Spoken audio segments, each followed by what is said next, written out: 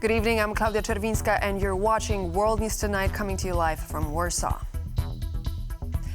A very good phone call. That's how Donald Trump described his nearly hour-long discussions with Volodymyr Zelenskyy. The position of Ukraine and Russia on the terms of a potential truce remain sharply divergent. More on that in just a moment, but before we dive in, the latest headlines. The East Shield Initiative recognized as a critical element of Europe's armament strategy.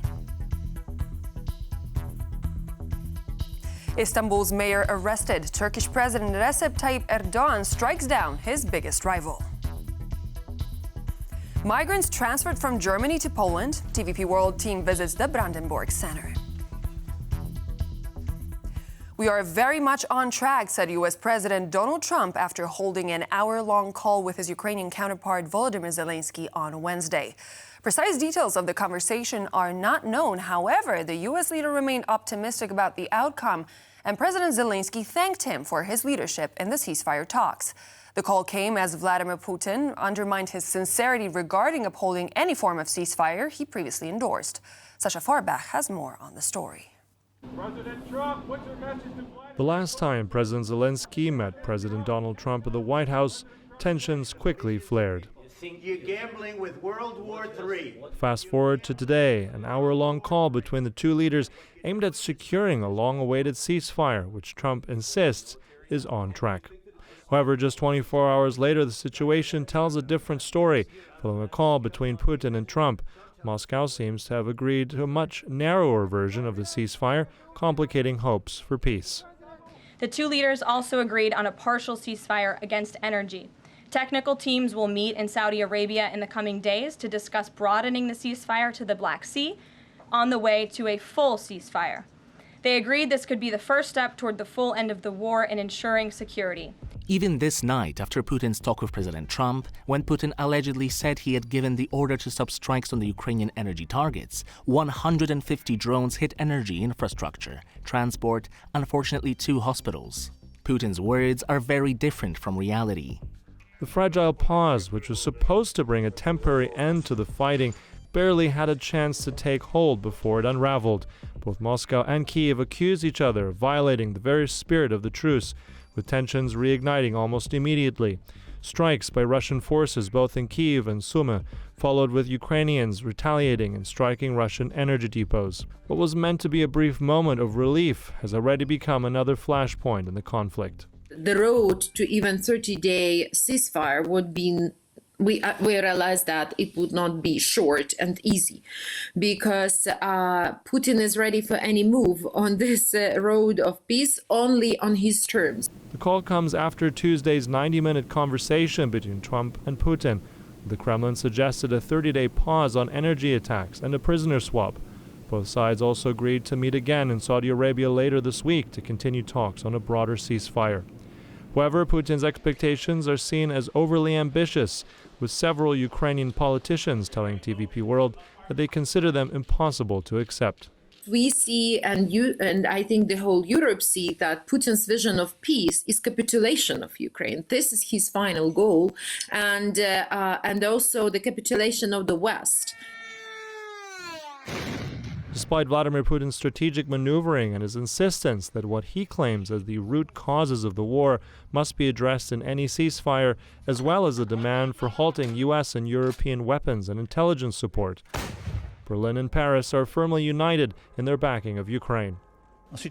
Going back to Ukraine, we continue to support the Ukrainian army in its war of resistance faced with Russian aggression, and we're right to do that. While the call between Zelenskyy and Trump may not have led to a breakthrough, and concerns remain that Russia will keep targeting civilian and infrastructure sites, the exchange of prisoners between Russia and Ukraine offers a glimmer of hope, showing that the road to peace, though slow and cautious, may be possible. Sasha Farbach, TVP World. The reality that struck only hours after the Trump-Putin call turned out to be far from what it was expected to be, as missiles, rockets, and drones were launched into Ukraine. We're now returning to this topic. Let's hear live from Kyiv, where our correspondent Oz Karaji is closely monitoring the latest developments. Good evening, Oz. So the Kremlin says that the lack of negotiation skills of the Kyiv government is obvious. However, Moscow is reluctant to admit that it was the Kremlin that attacked first. What do we know about the attack, and what are the official responses considering the Putin-Trump call yesterday? Well, we've heard several times from Zelenskyy already today about the situation. More concerning for Kyiv is the response from the White House. Now, overnight, Russia launched over 145 attack drones on the territory of Ukraine. They hit 2 hospitals in Sumy. They also targeted energy infrastructure. That's according to Ukrainian officials. And the Ukrainians, for their part, responded in kind, targeting a oil refinery in Krasnodar inside Russia. Now, the Ukrainians will be concerned because, as far as they're concerned, Russia broke its commitment to Donald Trump and to the ceasefire by launching these drones overnight. However, we heard from Steve Witkoff in an interview with Bloomberg. He's the Middle East envoy for Donald Trump, and he's been part of the negotiating team with Russia. Now, what he said was rather concerning, saying that he believes Putin is acting in good faith. And then he went on to say that any attacks that happened last night would have happened before the order was given from Vladimir Putin to halt attacks on energy infrastructure. Now, the Ukrainians clearly don't believe that, and they have not believed the lies coming from Putin's regime for many, many years now. They have demonstrable evidence of Putin violating ceasefires every single time there has been one. The Russians have violated it. So the Ukrainians have a very strong opinion on that. So with Zelenskyy saying Putin's words are very different from reality. I mean, the biggest issue for Kyiv now here is the concerning words coming out of Trump administration figures who seem to be taking their information that's given to them from the Kremlin as a given, as if it's a fact, rather than just the things that are coming out of the Kremlin to make themselves look better.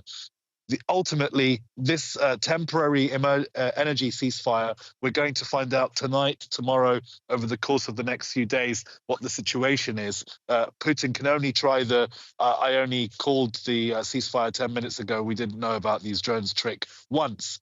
We'll see tonight and tomorrow and the coming days whether he's going to try something else or whether there are, in fact, going to be no more attacks on energy infrastructure here in Ukraine. That's certainly something the Ukrainians would hope to see over the next few days. Back to you, Claudia. Thank you so much. Thank you so much, Oz. That was Oz Kataji reporting live from Kyiv. European Commissioner for Defense was full of praise for Poland's defensive architecture, telling TVP World in Brussels that the East Shield is not only important for that country, but also for the Baltics and Finland. The comments came after he handed down his white paper on defense, which aims to identify major issues impacting Europe's security. Our EU correspondent Angela Skujins brings us this report from the Belgian capital. The European Commissioner for Defence, Andris Kubilius, praised Poland's eastern border shield and said that Poland, as well as other countries in the neighbourhood of Ukraine, are facing the biggest security issue impacting Europe.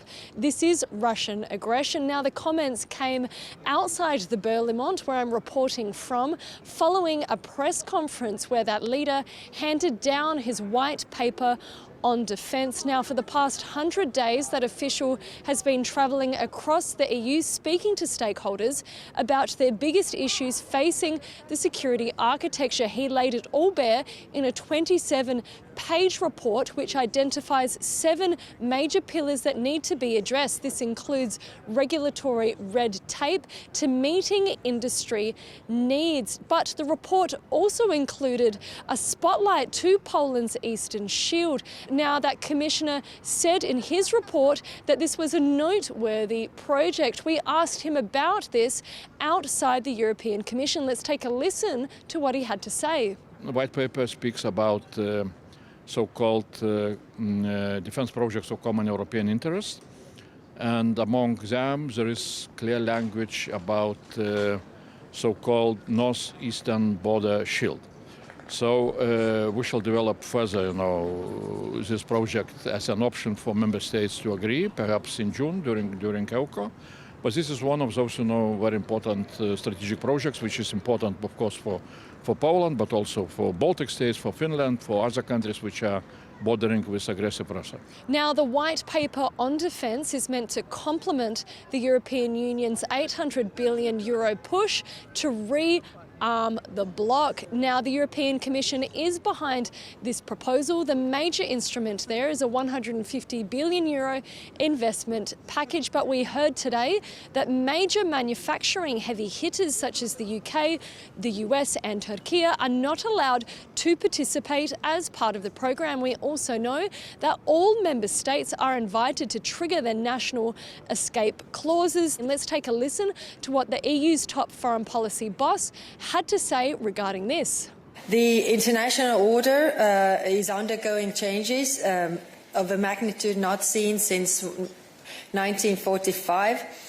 This is a pivotal moment for European security. It is a pivotal moment for action.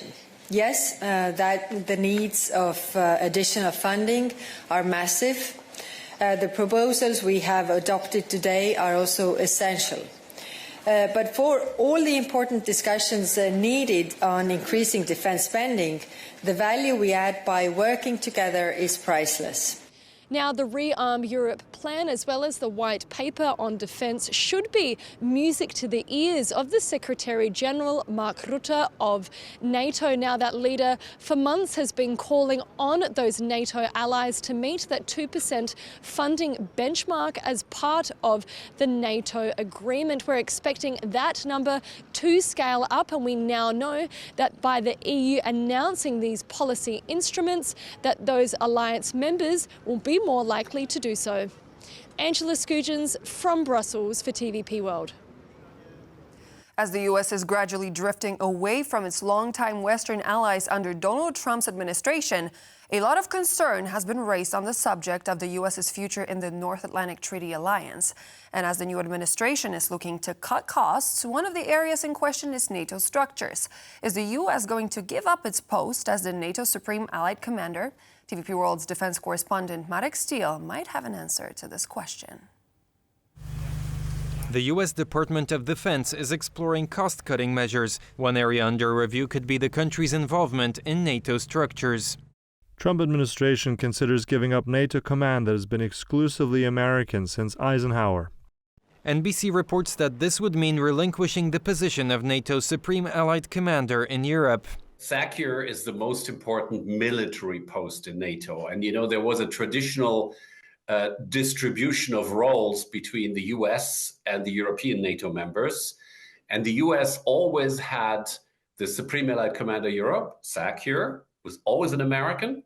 And the NATO Secretary General, who is kind of the civilian coordinator of the whole alliance, was always a European. This tradition has been in place for 75 years. In 1950, U.S. President Dwight Eisenhower became the first Supreme Allied Commander. Speculation about a possible withdrawal comes just a week after President Trump met with the NATO Secretary General in the White House. It would reduce American involvement significantly, and it would be a symbol, essentially saying, like, you guys, you do Europe, we'll do the United States.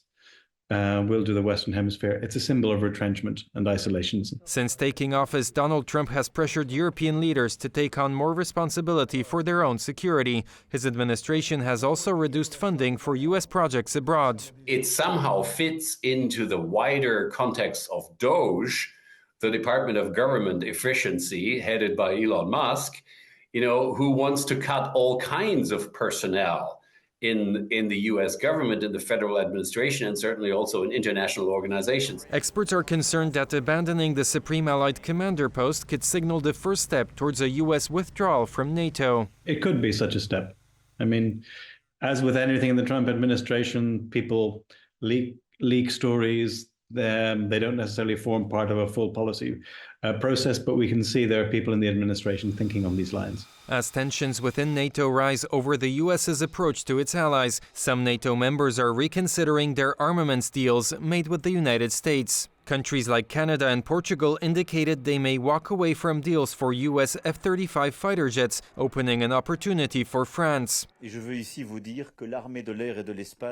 The Air and Space Force will benefit from increased orders of Rafales. This is an imperative in the current context and a natural choice. Buying French Rafale jets instead of US fighters could be an alternative for NATO member states concerned about a US withdrawal from Europe. Sovereignty and nuclear deterrence is benefiting Paris and its European allies who seek inclusion in France's nuclear umbrella program. Quote, our people will give the necessary answers to all the lies, the plots, the traps, the lies that were told, were the powerful words of Ekrem İmamoğlu, a mayor of Istanbul who was arrested on charges of alleged corruption and terrorism. The arrest led to a major strike in Turkey's capital, as the mayor is one of President Erdoğan's main political rivals. Ayşe Bacı has this report. Just hours after he was detained, the handwritten message of Istanbul's mayor, Ekrem İmamoğlu, circulated on his socials. Our people will give the necessary answer to all the lies, the plots, the traps, the lies that were told. To those who are unfair to human beings, who steal the will of the people, I entrust myself first to God, then to our people, respectfully. President Erdoğan's main political rival and more than 100 individuals were charged on Wednesday with corruption and aiding a terrorist group. Getting ready to leave his home, İmamoğlu made a final statement. We are facing bullying, but I want you to know that I will not give up. I love you all very much. I entrust myself to my nation. I will be standing upright. I want the whole nation and the police to fight that person and his reasoning that uses this whole process as a weapon. There are many people in Turkey who are thinking that it's just because, these detention and the operation, the police operation against İmamoğlu is just a political operation because he was still, in some way, the most strongest candidate for replacing Erdoğan. The detained mayor is President Erdoğan's key rival in the 2028 presidential elections. Turkey's main opposition leader says the detention of Mayor İmamoğlu is a direct coup attempt. They are doing a coup against the president of the future so that the people do not determine those in power. Whereas Turkey's Minister of Justice assured that the Turkish judiciary remained independent. The investigations are being conducted with the utmost diligence and sensitivity. I would like to underscore that the Republic of Turkey is a state governed by the rule of law.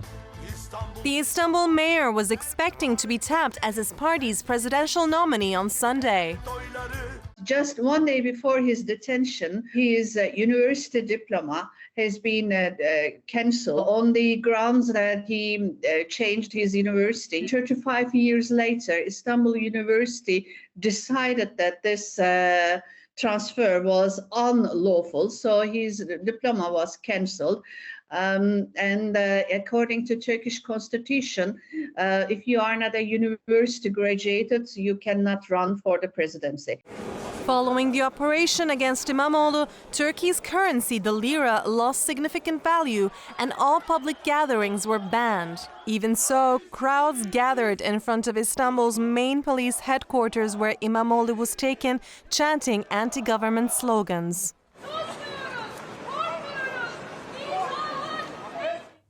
Let's move to Germany. As a consequence of violent terrorist attacks on the civilian population, the country is ramping up deportations of illegal migrants. Last week, the authorities have opened a new deportation center on the Polish border with space to host 250 people.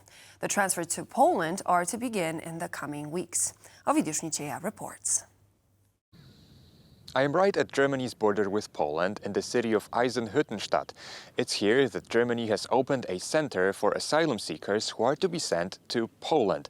The German authorities call this place the Dublin Center because, in accordance to the Dublin agreements, people who seek asylum in the European Union should apply for asylum in the first country of entry. And so Germany wants to send people who have entered the EU into Poland back to Poland so that they can go through the asylum procedures there. The Scholz administration has been criticized for not being tough enough on immigration and for not being effective enough in deporting people from Germany. We have seen the rise of anti-immigrant parties in the country, and afterwards the administration of Chancellor Olaf Scholz has taken a tougher stance on migration, sometimes much to the dismay of its neighbors, who are not always keen on welcoming these people. The clock is counting down to the Polish presidential election, with polls set to vote on May 18th for who will assume the highest office in the country. As it stands, the two of the right-leaning candidates, Karol Nawrocki and Sławomir Mencen, are battling for second place in the polls behind centrist Rafał Trzaskowski. Our chief political correspondent, Aaron Damon, questioned Mr. Nawrocki today, who gave a rare response in English. Karol Nawrocki is a historian, a Eurosceptic with little political or international experience, and he's running to be Poland's next president, backed by the right-wing opposition Law and Justice Party.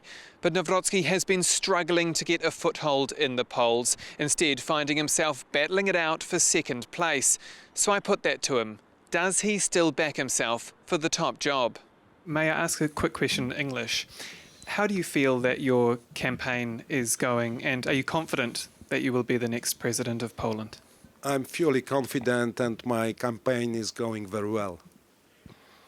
His biggest challenger is far-right libertarian Sławomir Mencen, who's been drawing a vast audience on social media as he echoes Russian narratives. Current President Andrzej Duda, who cannot run again, even met with Mencen this week in the presidential palace. Despite that, Nawrocki maintains he's not worried.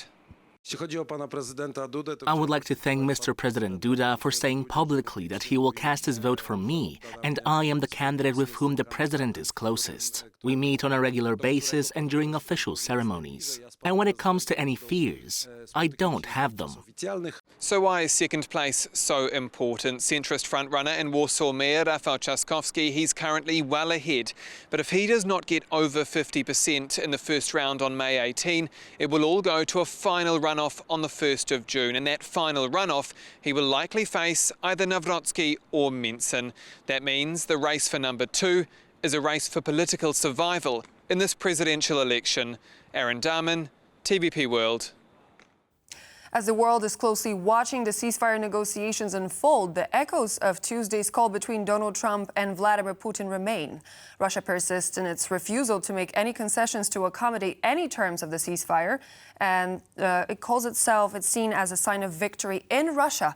To talk all things ceasefire, I'm joined by Daniel Hamilton, president of the Transatlantic Leadership Network. Good evening, sir, and thank you for joining me on the program. Good to be with you. So Steve Witkoff expects a full ceasefire in Ukraine to take effect within 2 weeks. How can he be so certain, and what are the chances of this happening, actually? Well, I don't think he can be certain because it depends on the parties to the conflict, and I don't think that timeline is any remotely relevant to what's really happening. The discussion between President Trump and President Putin really revealed that Russia is making no concessions really at all on its maximal demands. President Trump talked to President Zelenskyy after the call, and the Ukrainians were rather quiet about, what it was all about. So they're meeting in Riyadh on so-called technical talks about just the energy infrastructure pause. So that's not leading to a ceasefire at all. So I think this will go on for some time. Mm-hmm. So as we said previously, Russia made no concessions so far to accommodate the ceasefire, even though Mr. Putin said that he is actually going to suspend the attacks on vital infrastructure in Ukraine. And last night he attacked yet again. So at what point do you think that the U.S. is actually going to take action and address the game that Vladimir Putin is playing? Well, it's really hard to see. It seems that President Trump has a different game in mind, which is to sort of reset U.S. relations with Russia more broadly. And Ukraine, unfortunately, seems to potentially be a casualty of that ambition. But, these are negotiations. They go back and forth. I think the main point is President Trump's unlikely to succeed in his 100-day timetable to settle this conflict. He's not able to impose peace just by personality. These are intractable issues. As you mentioned, the Russians attacked the Ukrainians as soon as President Putin got off the phone with President Trump. So I think this will go on for some time, unfortunately. So it seems to be the case that Russians know Mr. Trump and they know how to appease him. But the question is, does he know them? And why is he actually refusing to listen to some of America's age-old allies? What is the dynamic here? Well, your guess is as good as mine. It's hard to read into the mind of Donald Trump. He thinks that, personalities matter, that you can get in a room with another leader and simply negotiate a deal. But as he, in a play on what he said to President Zelenskyy, Donald Trump doesn't really have the cards. He could impose severe penalties on Russia, as he has sort of punched Zelenskyy in Ukraine, but he has chosen so far not to do that. Do you think he will so at any it leaves point? the Europeans with real problems. Do you think that he will actually, for example, use sanctions in order to put pressure on Russia? Well, in one tweet or one, social media post, he said he would if they don't do something. That was a while ago, though. But just before that, he said, I think we'll be loosening our sanctions on Russia. So he said things completely opposed to each other, and that's why it's very hard to know. And we'll have to see how these talks go. But the fact that they continue to have discussions without the Ukrainians really part of it doesn't seem to argue very well for success of this. And the Europeans, of course, are completely sidelined. So I doubt that this is going to go anywhere anytime soon. And do you think it possible for President Trump to actually consider Russia's call to suspend all intelligence sharing and military aid to Ukraine? Well, he did that already, but he did that as a tactic to simply tell Zelenskyy that he was serious about getting to the negotiating table. He hasn't sort of gone back on that now. I'm not sure that he would, because he already tried that tactic. And so the Europeans have stepped in to provide other types of intelligence, but of course there's no real substitute for the U.S.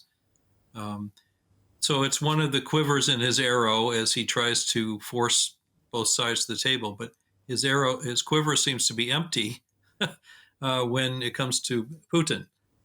And that's why I don't think there's going to be much movement here, because the Russian side hasn't really agreed to anything, except maybe some pause on energy infrastructure, but then they have a drone attack the very next day. So even that didn't seem to hold up very long. Do you think that this is the reason why Mr. Trump is actually deciding to play ball into Russia's court instead of Ukraine's? Well, he did, but the Russians served the ball right back. So now it's in his court again, because they said, okay, here are our conditions.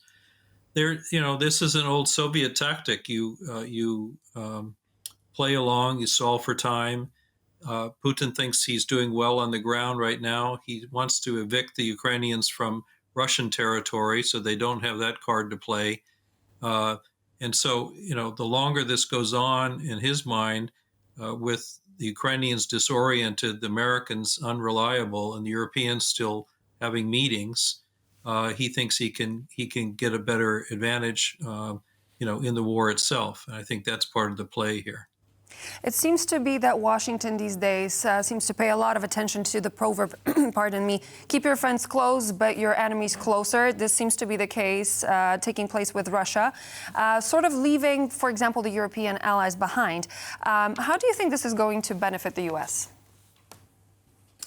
Well, I don't think it will, but if you ask me what the thinking might be, as I say, I think the thinking among some members of Trump's group is the real challenge is China. And, if the Ukraine war wasn't happening, Europe would be stable and wouldn't have much of an interest or, stake in that. And you could turn your full attention to China. And if you can somehow play the card with Russia and loosen its ties to China, that's a bonus. So I think there are some who are really fixated on China rather than Ukraine, and Ukraine's sort of in the way. Unfortunately, that's what some others are thinking. this is all a test of the Europeans. Will they really just finally stand up and pay for their own security like they should? There's a strong view among many of Trump's supporters that it's time for the Europeans to take care of their own defense. The problem, of course, is that even if Europe does more, there are certain capabilities that only the United States has, not just for Ukraine, but for Europe. And that's the problem. Thank you so much, Daniel Hamilton, president of the Transatlantic Leadership Network. Thank you for joining. Thank you. And so this is all for now here on World News Tonight, but please do stay tuned back in just a moment with more news and features here on TVP World.